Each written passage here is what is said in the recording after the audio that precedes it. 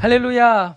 주일 2부 예배입니다. 우리 이 시간에 하나님의 말씀을 읽고 주님의 말씀을 듣도록 하겠습니다. 오늘 우리에게 주신 말씀 누가복음 10장 1절로 6절 말씀입니다.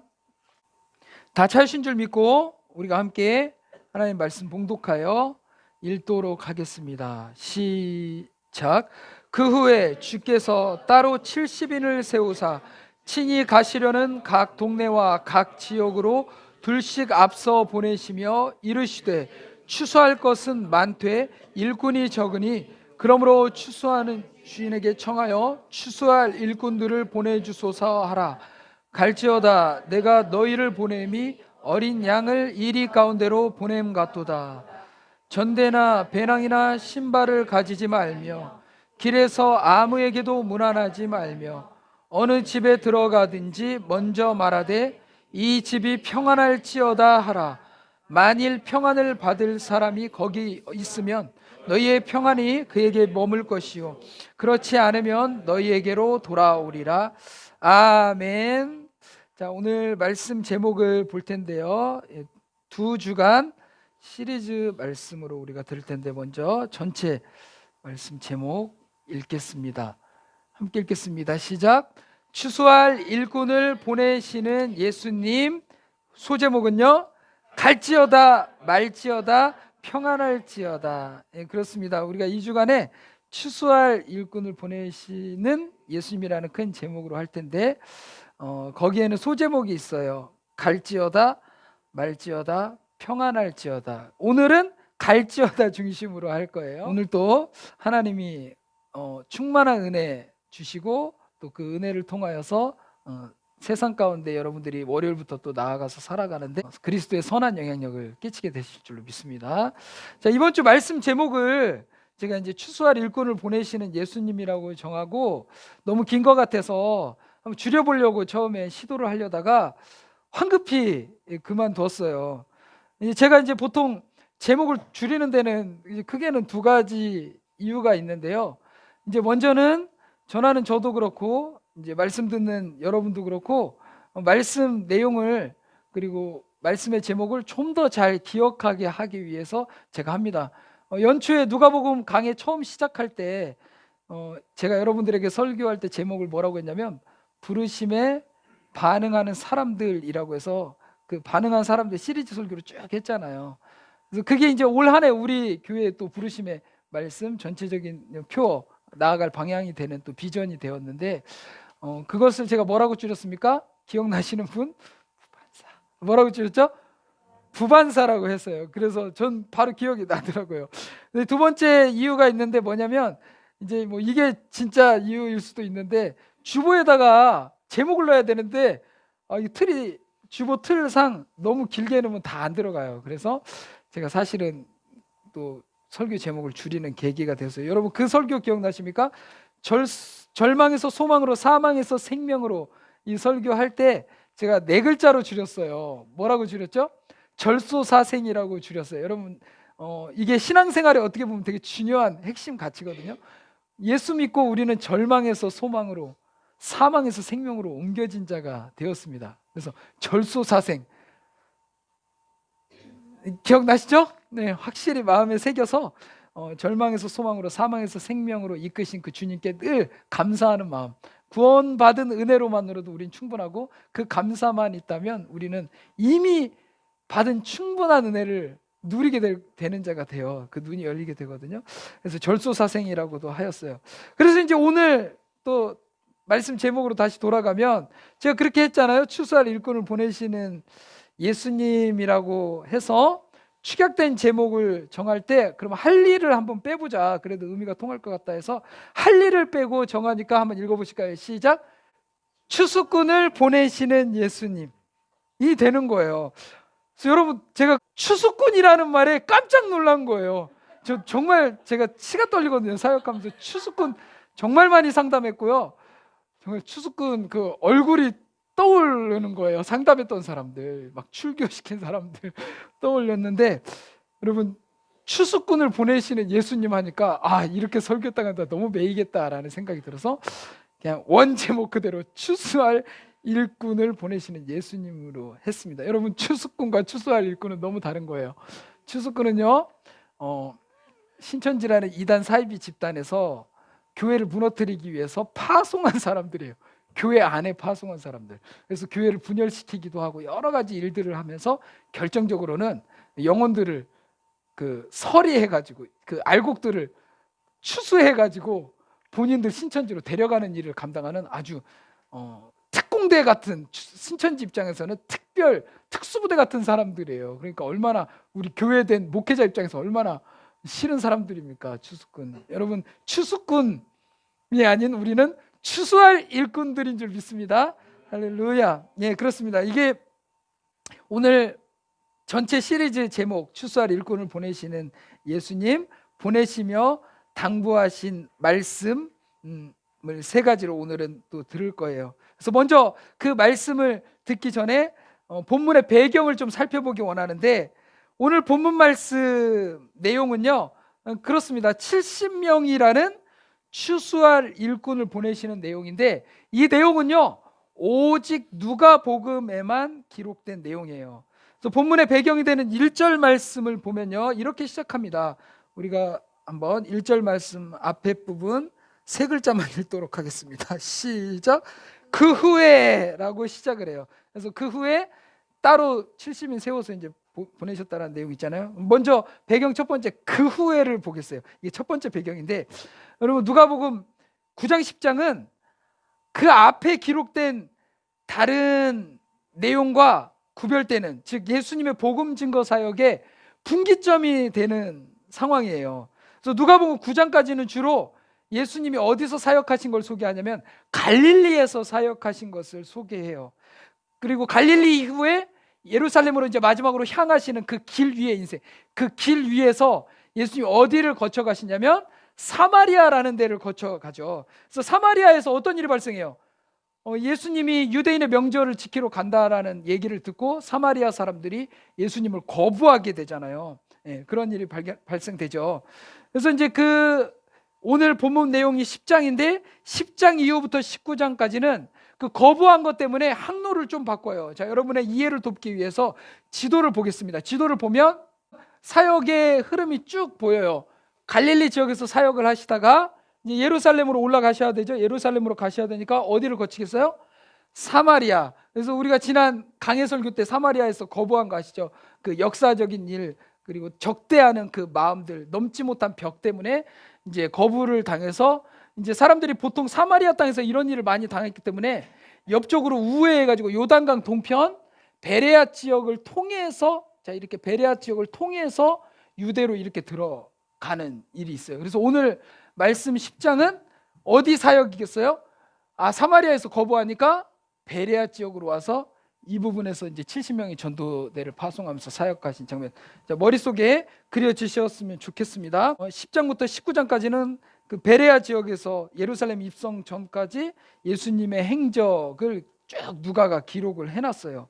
여러분, 이거 베레아를 베레아하고 혼동하시면 안 돼요. 예, 사진 혹시 보여드릴까요? 베레아하고 베레아는 완전 다릅니다.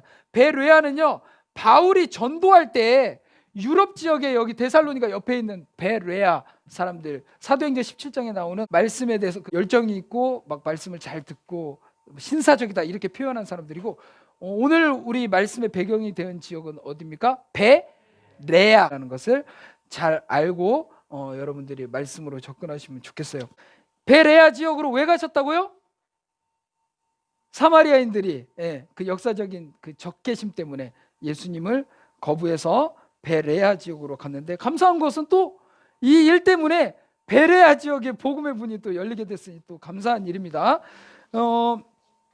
먼저 이제 본문은요, 왜 그 후에가 또 되냐면 12사도를 파송하셨잖아요. 9장에서 여러분 기억나십니까? 9장 첫 번째에서 능력과 권위를 주시면서 12사도를 파송하셨는데, 그 후에 오늘 10장에서는 70인의 제자를 더 파송하세요. 여기에 또 의미가 있습니다. 여러분, 예수님께서 12제자하고 70인의 전도자를 파송하시기 전까지는요, 어떤 사역을 하셨냐면 제자들은 그저 예수님 옆에 따라다니는 자들이었고 예수님 혼자 사역을 하셨어요. 그도 그럴 수밖에 없죠. 제일 먼저는 먼저 구심점이 돼서 시작하는 사람이 있죠. 그 다음에 시작하는 사람을 보고 저거 정말 좋다, 나도 이 일 한번 해봤으면 좋겠다 하면서 선구자가 있으면 따르는 사람들이 생기잖아요. 그래서 12명이 생긴 거예요. 그래서 처음에는 예수님이 혼자 사역을 하셨죠. 복음 전하시고 병 고치고. 그러니까 이게 다 훈련이었어요. 제자들은 보고 듣고 배우는 거죠. 예수님이 하시는 그대로 나중에는 하게 됐잖아요. 그래서 이제 이후에 어떤 일이 발생했습니까? 12제자가 세워졌어요. 12제자는 어떻게 세워졌습니까? 하나님이 먼저 찾아가셔서 부르셨기 때문에 세워졌고, 그들이 또 그 부르심에 어떻게 했습니까? 반응했기 때문에 세워졌어요. 여러분들처럼 하나님께 올해 표어처럼 부르심에 반응하라잖아요. 그래서 그 부르심에 반응했기 때문에 세워져서 이제는 누가 그 일을 했어요? 제자들이 예수님이 하신 일 보고 듣고 배운 대로 그대로 이제 먼저 사역을 진행을 했어요. 자, 근데 어떤 일이 발생했습니까? 오늘 10장에 가니까 12제자들을 통해서 또 전도대가 세워졌다는 걸 알 수 있어요. 물론 70명만 있었던 건 아니겠죠. 더 많은 사람들이 있었겠지만 또 그 중에서도 전도대원으로 세워진 사람은 좀 더 헌신된 제자 그룹이잖아요. 그래서 그 사람들이 세워져서 오늘의 그 베레아 지역에서 사역을 하게 된 거예요. 흐름을 잘 보세요. 혼자 예수님 시작하셨죠. 그 다음에 12제자가 세웠죠. 그 다음에 12제자를 통해 70인이 세웠죠. 이게 하나님의 나라의 원리예요. 영향력 있는 한 사람, 생명의 떡, 생명의 근원이신 예수님 한 분으로부터 제자들, 그리고 점점 더 확장돼 나아가는 것입니다. 우리 하나님교회에도 이러한 놀라운 일들이 생겨나기 원해요. 특별히 여러분들은요, 보내심을 받아서 세상 가운데서 꼭 교회에 데려와야지의 목적을 두지 마세요. 그냥 가서 내가 예수님의 사람으로 사십시오. 그리고 그 사람들이 오고 안 오고는 그 사람들이 선택이고, 우리는 그저 예수님이 이런 분이시다라는 것을 복음만 전하면 되는 것이에요. 이런 사역들이 일어나기 원합니다. 그래서 탐방동 가운데, 여러분들이 사는 지역 가운데, 대전 땅 가운데 다른 목적, 우리 교회 성장시켜야지, 규모 늘려야지가 아니라 복음 전해야지, 이것이 여러분들의 목적이 되기 원해요. 그래서 이렇게 확장의 역사가 우리 교회 가운데도 일어나기 원합니다. 우리 교회를 통하여 생명의 떡이 되신 예수님의 복음이 계속해서 떼어져 나눠지게 되기를 주님의 이름으로 축원드립니다. 그래서 이제 예수님께서 이번에 70명의 제자를 보내신 게 오늘 말씀인데, 자, 1절 말씀 다시 한번 이제 전체를 읽어보도록 하겠어요. 시작. 그 후에 주께서 따로 70인을 세우사 친히 가시려는 각 동네와 각 지역으로 둘씩 앞서 보내시며. 자, 여기 핵심 단어 세 가지를 잘 붙들면 돼요. 그 후에, 이게 배경 첫 번째 방금 했고요. 그 다음에 70인이라는 이게 두 번째 배경이고요. 마지막 둘씩 보내셨다, 이게 이제 세 번째 배경인데요. 자, 그 후에는 했으니까 두 번째 배경 한번 볼게요. 자, 여기 따로 70인을 세웠다라는 것은, 여기 따로가 의미하는 것은 무엇이냐면요, 12제자 외에 따로 선발하셨다라는 뜻이에요. 70명을. 그러자 여러분, 이 70명의 제자들이 이 요단 동편 베레아 지역에 가가지고 막 하나님의 복음을 전하러 막 다녔어요. 능력 있게 막 병도 고치고요. 그 예수님이 하신 사역 그대로 할 수밖에 없어요. 왜? 제자들에게 그 DNA가 있었고, 제자들을 통해서 그 DNA가 또 누구에게? 70명에게. 여러분, 우리 안에는 예수님의 DNA가 있어요. 제자들만 있는 게 아니에요. 왜요? 예수님으로부터 시작된 그 놀라운 하나님의 나라 복음을 증거하는 그 DNA, 생명의 역사가 제자 삼고 제사 삼고 하다가 여러분들에게도 전해진 거예요. 혼자 예수 믿는 사람 아무도 없어요. 다 모태신앙도 부모님에 의해서 예수 믿는 계기가 된 것이고, 여러분도 다 누군가 친구, 가족, 누군가에 의해서 복음을 들었어요. 왜 이런 일이 가능합니까? 모든 사람이 예수님 DNA에 가졌기 때문에 예수님이 한 사역을 그대로 할 수밖에 없는 거예요. 그 일이 가능한 것은 말씀 때문입니다. 말씀은 변치 않아요.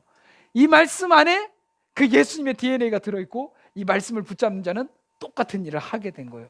그래서 저도 그 사명 부르심 받아서 모역 예배하는 여러분들에게 말씀을 통해서 예수님의 DNA를 전하는 것이고, 이제 말씀을 전하는 여러분들은 세상으로 파송받아서 동일한 DNA 가지고 여러분의 삶의 현장으로 나아가는 것입니다.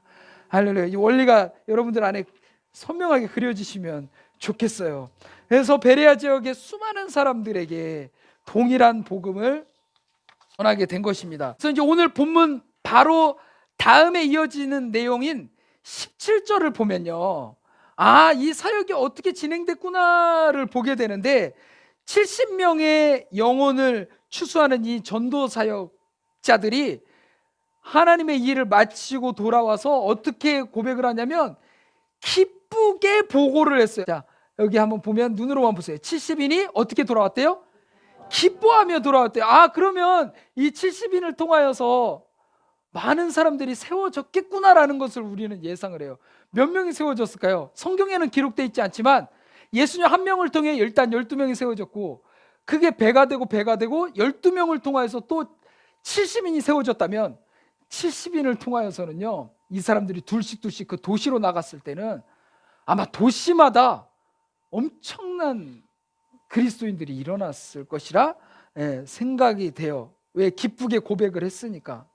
그래서 분명히 그 전도를 통해서 거기 있는 알곡들을 추수해가지고 하늘 창고에 가득히 올려드렸을 것입니다. 그렇습니다. 여러분, 제자는요, 또 다른 제자를 낳게 되어 있습니다. 제자는 제자를 삼게 되어 있습니다. 이게 자연스러운 일이에요. 이거는 그냥 1 더하기 1은 2다 라고 하는 것과 똑같은 거예요. 여러분, 생명의 떡이신 예수님을 얻은 사람은요, 반드시 또 다른 생명을 낳게 되어 있습니다. 예수님 자신이 생명의 떡이 되셨고요, 그리고 제자들에게 그 떡을 어떻게 하라고 하셨어요? 지난 설교에 가면 나눠주라 하셨어요. 그래서 추수할 일꾼, 곧 예수님으로부터 보냄을 받은 제자의 일은 무엇인가? 생명을 나눠주는 일을 하는 것입니다. 여러분, 하나님의 나라 원리는요, 너무나도 놀라워요. 세상 원리는요, 내 것 떼어서 나눠주기도 싫을 뿐만 아니라 떼어서 주면요, 더 손해보는 거예요. 내게 없어지는 거고. 근데 희한하죠? 예수님의 생명의 떡을 받은 사람, 그 제자들이 생명의 떡을 나누잖아요. 희한하죠? 나눌수록 풍성해집니다. 할렐루야. 예수님이 제자들에게 떡을 맡기시고 너희가 나눠주라 하신 이유가 바로 그거예요. 제자들만 예수님 믿고 끝났으면 풍성해질 수가 없어요. 그런데 제자들이 예수님의 생명을 모두 다 하나씩은 받았을 거 아니에요. 예수님 한 분이시니까. 그 생명을 받고 나 혼자 믿고 끝난 게 아니라 나눠줄수록 풍성해졌다는 거예요. 여러분, 여러분의 믿음이 풍성해지기 원하십니까? 은혜의 홍수 가운데 살기 원하십니까? 그러면 여러분이 믿은 예수님을 여러분만 움켜쥐고 있지 마시고 이것을 나누는 여러분들 되기 원해요. 할렐루야. 우리가 바자회 하는 것도 다 그 나눔을 해본 거예요. 나눔을 통해서 어떤 일이 일어났습니까? 우리가 사는 곳보다 저기 멀리 어디 가보지도 못한 저 러시아에 있는 카프카즈라는 소수민족의 집단 그 지역의 영혼들을 구원하는 일에 쓰임받게 됐잖아요. 우리의 바자회, 나는 내 집에 있는 거 나눴는데, 혹은 어떤 분은 또 새 거인데도 아깝잖아요. 새 거이면 아까운데도 나는 그저 떼어서 나눴을 뿐인데, 그 일을 통하여 풍성한 영혼 구원의 역사가 일어난 것입니다. 우리 하나님교회가 이 일을 하고 있어요. 여러분 모두가 이 일에 동참하고 있습니다. 한 가지 더 했으면 좋겠는 거는, 이제 여러분의 직장, 여러분의 가정, 여러분의 삶의 터전에 가서 시도하십시오.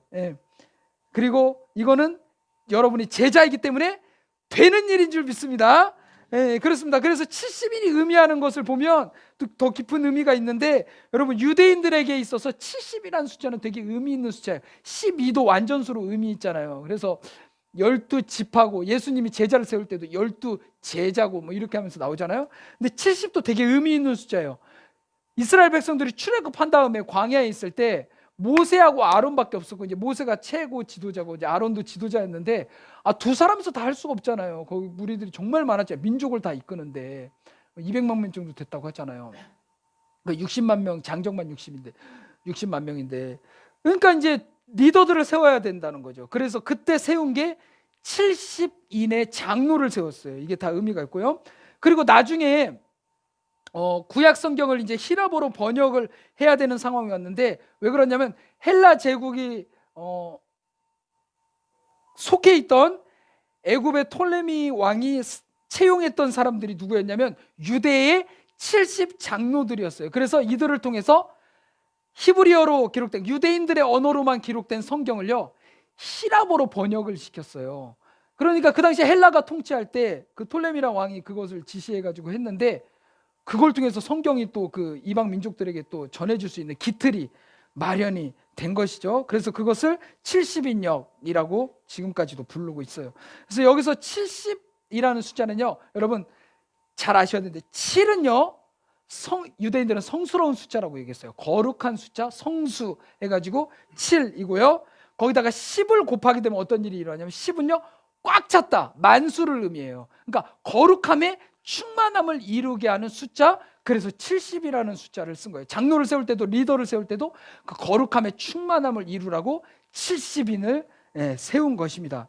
그래서 예수님이 70인의 전도대를 파송했다라는 것은요 정말 의미가 있어요. 당시 사람들이 어떻게 생각했냐면, 세계에 있는 나라가 70개 정도 될 것이다 라고 생각했어요. 왜? 그게 꽉 찬 숫자니까.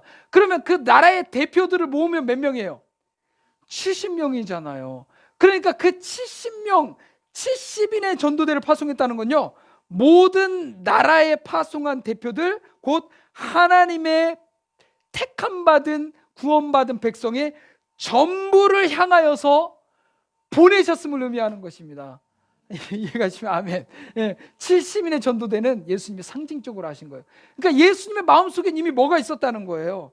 그렇습니다. 첫 전도대 70명을 파송하실 때부터 온 세계 열방 전체를 품고 파송하셨고, 모든 영혼들을 이제 추수하는 일들이 일어나게 될 것이다라는 이 비전을 갖고 70인 전도대를 파송하셨어요. 이때는 아무도 이것에 대해서 느끼지도 못했을 뿐만 아니라 들었어도 동의하지 못했을 거예요. 아유, 무슨 저희 70인 돼서 이제 베레아 지역 조금 나가는데 무슨 전 세계를 세계를 품겠습니까? 그랬는데 놀랍죠. 예수님의 DNA를 가진 사람들이 지금 공식적인 모든 국가에 다 나갔습니다.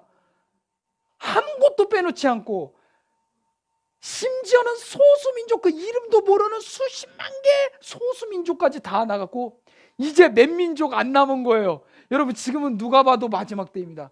이때 여러분 부르셨습니다. 마지막 때에 하나님이 추수할 일꾼들을 지금도 찾고 계신 줄 믿어요. 저와 여러분이 그 일 완성하는 데 쓰임받게 되기 원해요. 그래서 우리 교회 비전, 하나님 나라를 이 땅에서 누릴 뿐만 아니라 완성하는 교회입니다. 때가 그렇고 그때에 개척했고 우리를 향해 주시는 하나님의 사명도 바로 그러합니다. 예수님 참 놀랍습니다. 처음 그 70인을 보낼 때부터 모든 나라에 퍼져 있는 그 영혼들을 다 구원하시겠다라는 계획을 가지고 70명을 보내시는 예수님, 그 예수님의 마음이 우리에게도 이식되기 원해요. 그 DNA가 우리 안에도 꿈틀대기 원합니다. 하나님께서는 우리 하나님 교회를 통하여서도 그 일을 할 것입니다. 또 안 믿겠죠, 사람들은. 아이, 뭐 대전 타방동에 있는 그 상가 1층인데 1층 와보면 없는 교회, 알고 보니 입구가 지하 1층이고 막, 에이, 그런데 무슨 열방을 품어요. 여러분, 우리의 지경으로 되는 게 아니라 하나님이 일하시는 것이에요. 우리가 전능하신 하나님을 고백하고 믿음으로 세상을 향해 나아가기 시작하잖아요. 하나님이 그 일을 성취하실 것입니다. 벌써 우리는 열방으로 나갔습니다. 여러분, 하나님이 일하실 것입니다. 우리는 믿고 의지하고 순종하면서 믿음의 발걸음, 작은 발걸음들을 내디디면 돼요. 그러면 우리가 마지막 하나님 앞에 설 때 우리 뒤를 돌아보잖아요. 우리의 DNA가 우리 자녀 세대 안에도 들어가 있고, 우리를 통하여 보면 많은 열매들이 맺혀 있을 것입니다. 그러면 하나님이 우리 보고, 야, 추수꾼은 하면 안 되지. 추수할 일꾼으로서 참 네가 충실히 감당했구나. 하나님 나라가 드디어 완성됐단다. 너를 통하여 네가 감당했어. 일부를 감당했단다. 그렇게 하나님이 말씀하실 거예요. 너무 기대가 됩니다. 자, 이제 또 배경 세 번째 보면 아까 마지막 둘씩 보냈다고 했습니다. 둘씩. 10장 1절 밑에 보면 각 동네와 각 지역으로 둘씩 앞서 보내셨다라고 이렇게 나와요.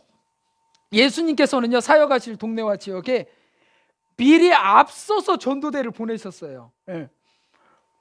70인을 둘씩 보내면 몇 개 조가 될까요? 잘하시네. 방금 대답한 것 같은데? 그래서 축복합니다. 여러분들, 청소년들이 이 가운데 예배를 드리고 있고요, 아이들이 예배를 드리는데, 아이들은 그나마 반응을 하는데 청소년들이 반응을 안 하잖아요. 그런데 반응 안 한다고 해서, 침묵한다고 해서 아무 일도 없는 것이 아닙니다. 여러분도 청소년기 겪어보셨죠? 여러분, 하나님의 역사는요, 청소년들 안에서 이미 생생하게 역사하고 있어요. 이들이 사춘기를 겪으면서 일단 이 기간 동안 잠깐 표현을 안 할 뿐, 여러분, 이들 안에서 이 선포되는 하나님의 말씀이 역동하고 있습니다. 할렐루야. 그렇습니다. 그래서 여러분, 이제 둘씩 보내셨을 때 70인을 둘씩 하면 35개 조로 나누어서 선발대를 보내신 거예요. 왜? 여기 앞서 보내셨다라는 말씀 보입니까? 1절 제일 끝에 앞서 보내셨다. 그러니까 예수님께서 이렇게 둘씩 보내신 이유는요, 힘들고 지칠 때, 또 위급할 때 서로 의지하고 도우라고 둘씩 보내신 것도 있지만, 더 중요한 것은요, 이들을 복음의 증인으로 세우시고 그 역할을 하라고 2명씩 짝지어 보내셨습니다. 자, 이것은요, 유대인의 전통을 따른 것인데 이 말씀 꼭 봐야 돼요. 신명기 19장 15절에 이런 말씀이 있어요. 그러니까 유대인들의 전통에 따르면 무슨 일을 할 때 증인을 세워야 되는데 최소 2명이에요. 2명. 그래야 그 증거가 효과가 있고 성립이 돼요.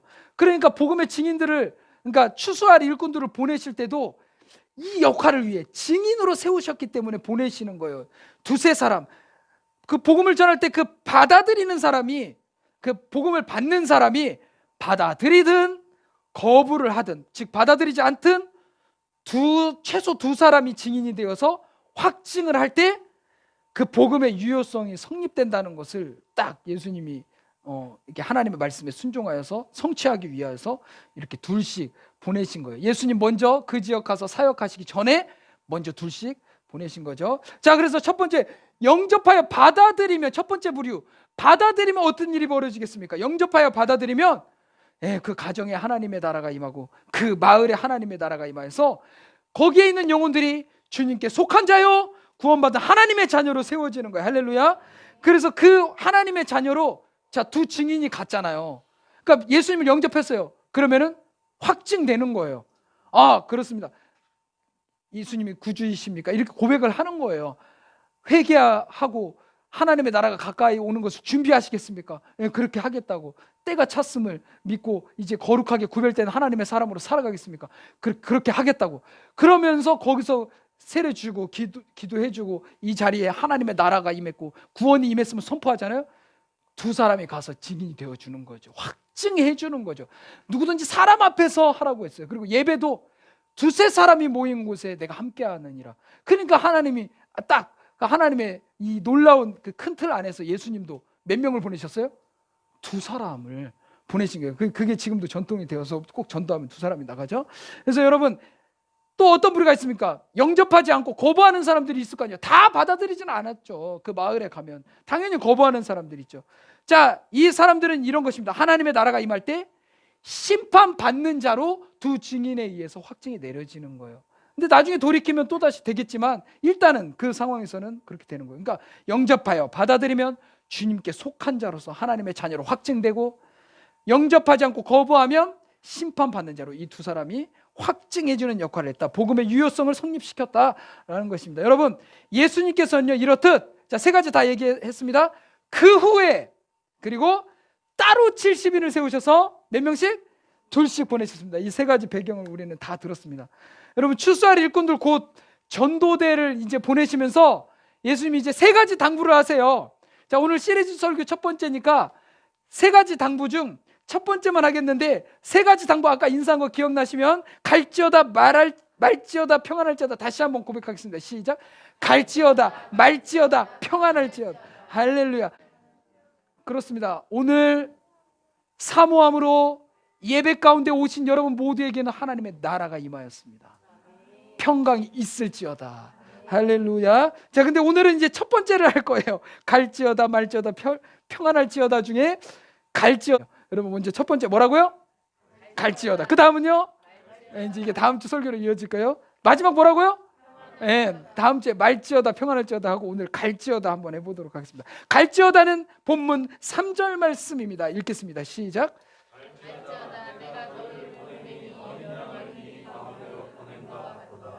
시리즈 설교 첫 번째 키워드가 바로 3절에 나와 있었어요. 갈지어다입니다. 갈지어다. 예수님의 말씀 속에 지금 뭔가 긴박함이 느껴져요. 왜냐하면 예수님이 여기 이제 다음 주 설교지만 뭐라고 했냐면 심지어 길 가다가 사람들한테 문안 인사조차도 하지 말라는 거예요. 무슨 의미입니까? 그만큼 지금 추수할 일꾼들이 이 지역에 가서 복음 전하는 일이 긴박하다는 거예요. 본문 말씀으로 돌아가면 갈지어다! 라고 하실 때 이게 지금 벌써 긴박한 거예요. 그 유대인들이 좋아하는 안부 묻는 것도 하지 말고 신속하게 가서 가는 곳마다 복음 전하라고 지금 얘기하시는 거예요. 여러분 갈지어다 하시면서 70인의 전도대를 보낸 이유가 있습니다. 그 이유가 2절에 기록되어 있어요. 2절 말씀 읽을까요? 시작. 이르시되 추수할 것은 많되 일꾼이 적으니 그러므로 추수하는 주인에게 청하여. 제가 이 말씀 묵상 중에 스킵한 게 하나가 있는데 우리 교회에서 계속 강조했기 때문에 넘어가는 말씀인데, 여러분 추수할 일꾼들이 가서 제일 먼저 시작할 것, 영혼 추수에 있어서 제일 먼저 시작할 것은요 주인에게 청하는 거예요. 이건 기도죠. 자, 이건 강조 안 해도 되겠죠. 당연히 영혼 구원은 내가 전도대로 훈련받고 뭘 하는 게 아니라 제일 앞서서 그 추수의 주인이 되시는, 추수하는 주인에게 청하는 것이 제일 먼저 시작이에요. 자, 이거는 강조 안 하겠습니다. 자, 이건 넘어가고요. 예수님께서 지금 세상의 영혼들을 쭉 보시니까요 어떤 상황이에요? 추수할 것이 많은 상황이에요. 예수님의 눈에는 지금 그게 보여요. 그러니까 이미 추수할 때가 꽉 찬 거예요. 요한복음 4장에서도 동일한 표현을 하셨는데 이제 그때는 전도 대상자가 사마리아인들이었거든요. 근데 그 요한복음 4장에서는 보라, 추수할 때가 다 되어서 들판이 씌어져 추수하게 되었도다, 이렇게 얘기를 했어요. 여러분 들판이 씌어졌어요. 황금 물결을 이루고 있어요. 알곡들이 꽉 찼어요. 그럼 놔둬야 돼요? 빨리 추수해야 돼요? 빨리. 여러분도 그렇게 느껴지죠? 그래서 예수님 갈지어다 라고 하면서 긴박한 어조로 말씀하신 거예요. 여러분 이제 오늘 본론입니다. 갈지어다라고 하시는 예수님의 명령을 통해 발견하는 첫 번째예요. 첫 번째는요, 교회는 어떤 곳인가를 발견하게 되는 거예요. 여러분 교회 다니시죠? 근데 어떤 곳인가 알고 다니면 더 좋잖아요. 그렇죠? 오늘 분명하게 기준 세우시기 바라요. 교회는 어떤 곳인가. 여러 가지 말할 수 있겠지만 오늘 본문에 의하여서 그 대답을 발견해 보면 교회는요, 와 보라 하신 그 예수님의 초청에 순종하여 반응한 자들이 모인 곳이 교회예요. 이게 첫 번째 교회예요. 그래서 여러분 원래 우리들은 사단의 통치가 있던 세상 가운데 살다가 예수님의 부르심과 청함을 받고 복음을 통해 택함 받은 하나님의 자녀가 되었습니다. 그래서 세상이라는 장소에서 주님 앞으로 인도함 받아 교회에 나와 하나님을 예배하는 자가 되었어요. 이게 바로 모이는 교회이고요. 자, 동시에 교회는요 갈지어다 라는 예수님의 파송 명령에 순종하여서 세상 가운데로 보내심을 받아 다시 나아가 흩어지는 자들이 교회입니다. 여러분 우리 하나님 교회가 모이는 교회이면서 동시에 흩어지는 교회가 되기를 소망합니다.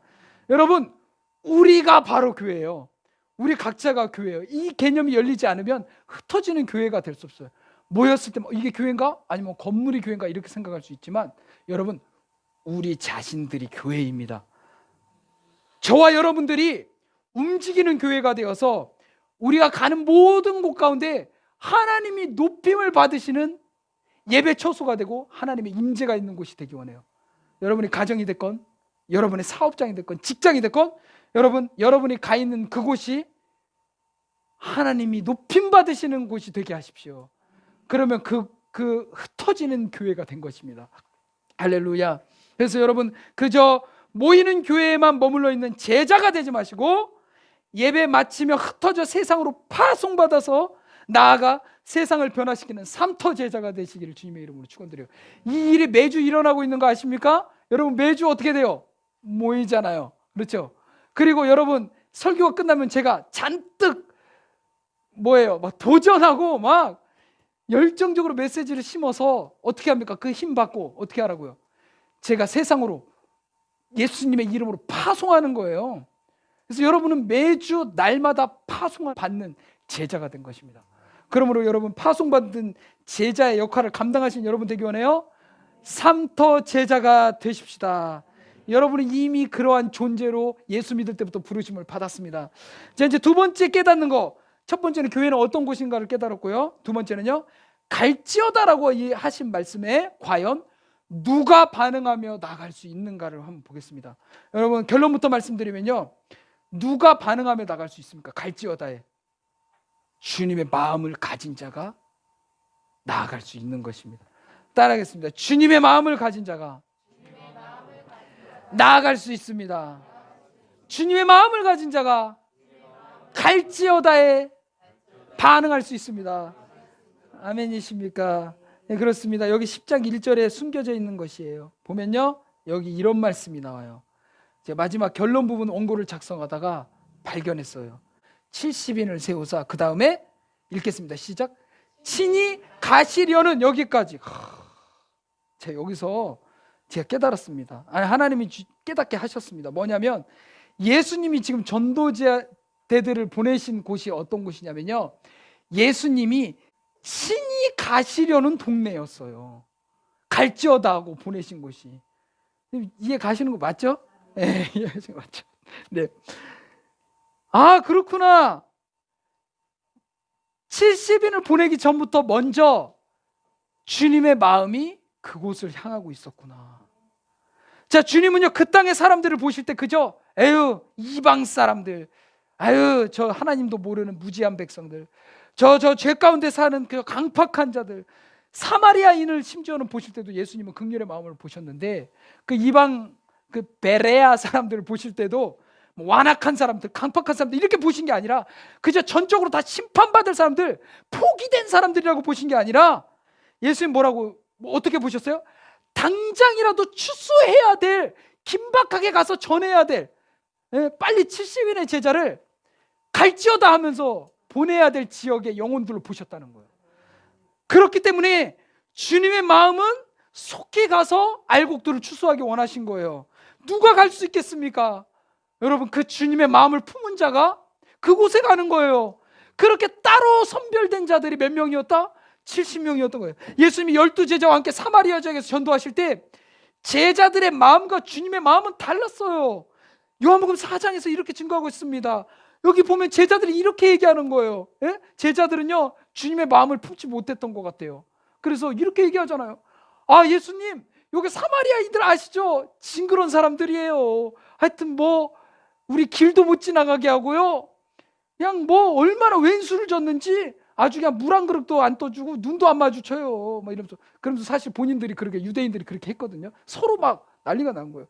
그러니까 뭐라고 하냐면, 얘네들은요 하루 이틀로 안 돼요. 복음 전했다고 안 될 것 같아요. 하나님의 나라 얘기해봤자 소용없어요. 한 4달 정도는 아주 그냥 쪼으면서 훈련시키고 막 세뇌가 되도록 예수님 전하면서 양육하고 가르치고 훈련시켜서 그 다음에 추수해야 될 것 같아요 라고 얘기를 한 거예요. 자, 말씀 보세요. 예수님이 뭐라고 말씀하시는지. 너희는 몇 달이 지나야 뭐 할 때가 이르렀다. 이게 제자들의 마음이었어요. 그렇게 예수님한테 벌써 얘기하는 거예요. 그러나 주님은 그러한 제자들에게 이렇게 말씀하십니다. 나는 너희에게 이르노니, 그러나 나는 너희와 다르다. 너희 마음은 지금 내 마음과 다르다. 나는 너희에게 이르노니, 지금 너희 눈을 들어서 밭을 보라. 뭐 하게 되었도다? 휘어져 추수하게 되었도다. 여러분, 이것이 주님의 마음입니다. 많은 사람들이 얘기를 해요. 도시교회 힘듭니다. 농촌은 쉽습니까? 여러분, 많은 사람들이 얘기해요. 코로나 시대에 영혼 추수하기 힘들어요. 더 일단 지나고 백신 좀 개발되면 해야 될 것 같아요. 신천지 때문에 누구한테 예수님 얘기도 못 꺼내요. 그거는요, 우리 판단이고 우리 마음의 생각이에요. 예수님은 이렇게 보십니다. 지금 지금 갈지어다. 눈을 들어서 나의 마음을 품고 세상을 바라봐라. 눈을 들어 탐방동과 서구와 대전 땅을 바라보라. 너희가 직장에서 만나는 거래처 사람들을 바라보라. 눈을 들어 너희 가족들을 바라보라. 지금 희어져 추수하게 되었다. 여러분, 이게 예수님의 마음입니다. 여러분, 주님의 마음을 품고 눈을 들어 세상의 영혼들을 보십시오. 이미 희어져 추수하게 된 것이에요. 심지어는 참새 새끼들이 냄새 맡고 오기 시작했어요. 너무 탐스럽게 열린 거예요. 할렐루야. 여러분, 추수는요, 적지 않은 때가 있습니다. 아무리 정성을 다하고 거름 주고 잎 따주고 가지치기 해주고 가라지 뽑아주고 다 해서 열매가 잔뜩 맺혔을지라도 아주 최상의 극상품 열매, 극상품 그 알곡들이 맺혔을지라도 여러분, 추수 때 놓쳐서 안 걷어들이면 아무 의미 없는 거예요. 참새 좋은 일만 시키는 거예요. 여러분, 추수 때에는요, 평소보다 더 많은 일꾼들이 필요한 것입니다. 하나님은 지금도 영혼 추수를 위한 일꾼들을 애타게 부르시는 거예요. 여러분, 추수할 것은 많다. 그런데 뭐라고요? 예수님, 일꾼이 적다라고 말씀하시는 거예요. 여러분, 갈지어다라는 명령에 반응해서 영혼 추수할 일꾼들을 지금 주님이 찾고 계십니다. 여러분, 그게 우리 하나님 교회가 되기 원해요. 찾을 때 반응하는 교회가, 우리가 교회가 되기 원합니다. 교회는 누구라고요? 저와 여러분이에요. 저와 여러분이 그러한 자들이 되기 원해요. 여러분, 우리가 보냄을 받아 하나님의 일을 감당하는 그 일꾼된 제자,